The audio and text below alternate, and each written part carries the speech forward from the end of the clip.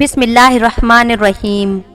السلام علیکم محترم ناظرین، آج ہم حضرت اسحاق علیہ السلام اور حضرت لوط علیہ السلام کا تفصیل میں ذکر کریں گے۔ ویڈیو کو لائک ضرور کریں اور میرے چینل کو ضرور سبسکرائب کریں۔ حضرت ابراہیم علیہ السلام کی عمر 100 سال ہوئی تو اللہ تعالیٰ نے ان کو بشارت سنائی کہ سارہ علیہ السلام کے پیٹ سے بھی تیرے ایک بیٹا ہوگا، اس کا نام اسحاق رکھنا۔ اور قرآن میں ہے ترجمہ، بس ہم نے اس کو اسحاق کی اور اس کے بعد اس کے اور یعقوب کی بشارت دی۔ سارہ علیہ السلام کہنے لگی، کیا میں نگوڑی بڑھیا جنوں گی؟ اور جبکہ یہ ابراہیم میرا شوہر بھی بوڑھا ہے۔ واقعی یہ تو بہت عجیب بات ہے۔ فرشتوں نے کہا، کیا تو اللہ کے حکم پر تعجب کرتی ہے؟ اے اہل بیت، تم پر اللہ کی برکت و رحمت ہو۔ بے شک اللہ تعالیٰ ہر طرح حمد کے قابل ہے اور ہے بہت بزرگ۔ ترجمہ، ابراہیم علیہ السلام نے کہا، کیا تم مجھ کو اس بڑھاپا آ جانے پر بھی بشارت دیتے ہو؟ یہ کیسی بشارت دے رہے ہو؟ فرشتوں نے کہا، ہم تم کو حق بات کی بشارت دے رہے ہیں، بس تو نا امید ہونے والوں میں سے نہ ہو۔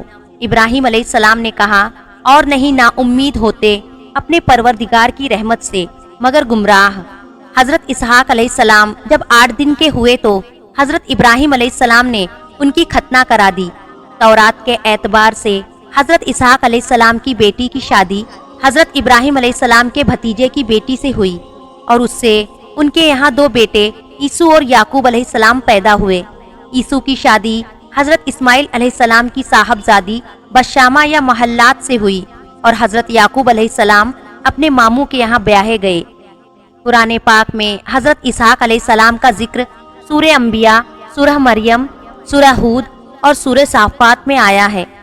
حضرت لوط علیہ السلام اور ان کی بیوی حضرت ابراہیم علیہ السلام کی ہجرت میں ہمیشہ ان کے ساتھ رہے ہیں، اور جب حضرت ابراہیم علیہ السلام مصر میں تھے تو اس وقت بھی یہ ہمسفر تھے۔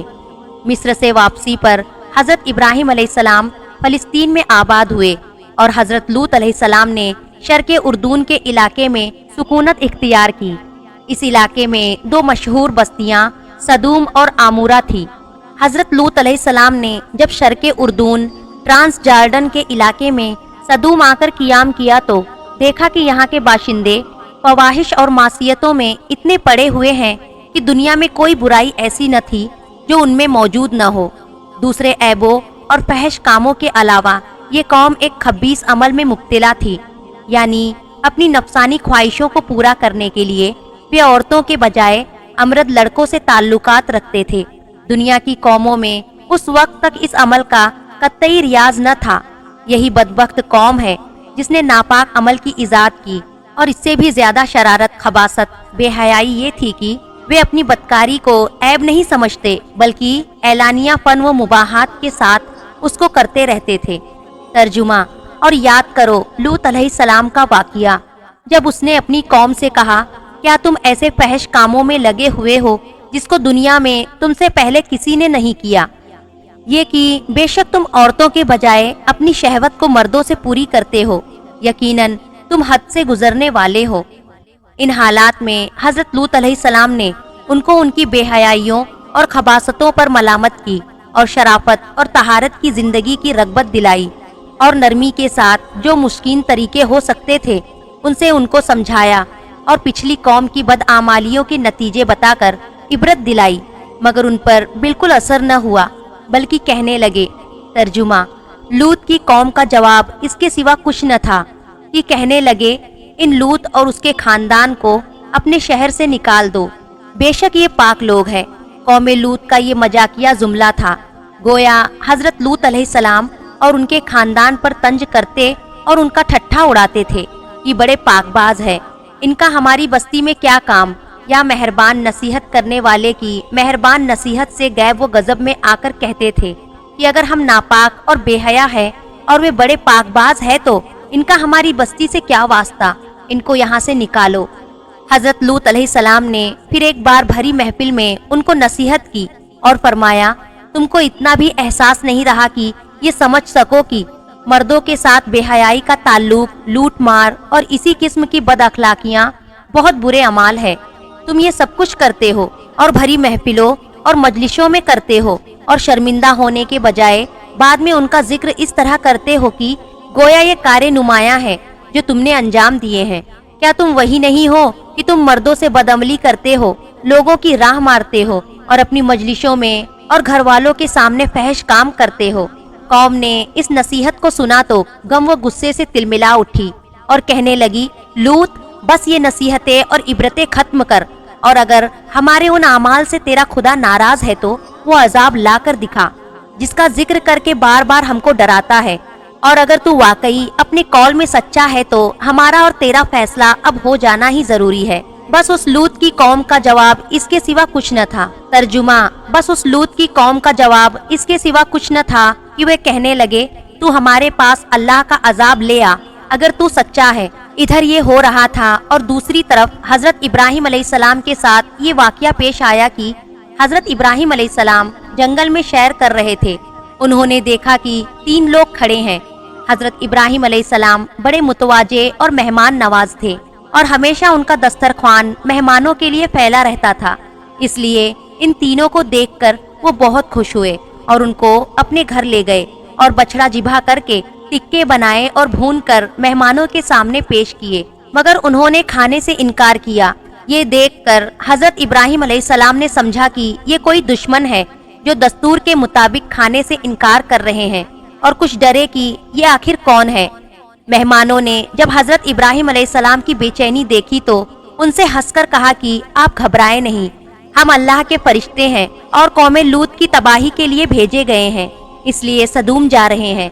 جب حضرت ابراہیم علیہ السلام کو اطمینان ہو گیا کہ یہ دشمن نہیں ہے بلکہ اللہ کے فرشتے ہیں، تو اب ان کے دل کی رقت، ہمدردی کا جذبہ اور محبت و شفقت کی فراوانی غالب آئی، اور انہوں نے لوط علیہ السلام کی اور سے جھگڑنا شروع کر دیا اور فرمانے لگے کہ تم اس قوم کو کیسے برباد کرنے جا رہے ہو جس میں لوط علیہ السلام جیسا اللہ کا برگزیدہ نبی موجود ہے، اور وہ میرا بھتیجا بھی ہے۔ فرشتوں نے کہا، ہم یہ سب کچھ جانتے ہیں، مگر اللہ کا یہ فیصلہ ہے کہ قوم لوط کو اپنی سرکشی، بدعملی، بے حیائی اور فحش والوں پر اصرار کی وجہ سے ضرور ہلاک کی جائے گی، اور لوط اور اس کا خاندان اس عذاب سے محفوظ رہے گا۔ البتہ لوط کی بیوی قوم کی ہدایت اور ان کی بدعمالیوں اور بدعقیدگیوں میں شرکت کی وجہ سے قوم لوط ہی کے ساتھ عذاب پائے گی۔ غرض حضرت لوط علیہ السلام کے حق پہنچانے، بھلائیوں کا حکم دینے اور برائیوں سے منع کرنے کا قوم پر مطلق کچھ اثر نہ ہوا، اور وہ اپنی بد اخلاقیوں پر ویسے ہی جمی رہی۔ حضرت لوط علیہ السلام نے یہاں تک غیرت دلائی کہ تم اس بات کو نہیں سوچتے کہ میں رات دن جو اسلام اور سیدھے راستے کی دعوت اور پیغام کے لیے تمہارے ساتھ حیران و پریشان ہوں؟ کیا کبھی میں نے اس کوشش کا کوئی معاوضہ طلب کیا؟ کیا کوئی اجرت مانگی؟ کسی نجر و نیاز کا طلبگار ہوا؟ میری نظروں میں تو تمہاری دینی و دنیاوی فلاح و سعادت اس کے سوا اور کچھ بھی نہیں ہے، مگر تم ہو کہ ذرا بھی توجہ نہیں کرتے۔ مگر ان کے اندھیرے دلوں پر اس کہنے کا تنک بھر بھی اثر نہ ہوا، اور وہ حضرت لوط علیہ السلام کو نکال دینے اور پتھر مار مار کر ہلاک کر دینے کی دھمکیاں دیتے رہے۔ جب نوبت یہاں تک پہنچی اور ان کی بری قسمت نے کسی طرح اخلاقی زندگی پر آمادہ نہ ہونے دیا، تب ان کو بھی وہی پیش آیا جو اللہ کے بنائے ہوئے قانون جزا کا یقینی اور حتمی فیصلہ ہے، یعنی بد کرداریوں اور اسرار کی سزا بربادی یا ہلاکت۔ غرض اللہ کے فرشتے حضرت ابراہیم علیہ السلام کے پاس سے روانہ ہو کر سدوم پہنچے اور لوط علیہ السلام کے یہاں مہمان ہوئے۔ یہ اپنی شکل و صورت میں حسین و خوبصورت اور عمر میں نوجوان لڑکوں کی شکل و صورت کے تھے۔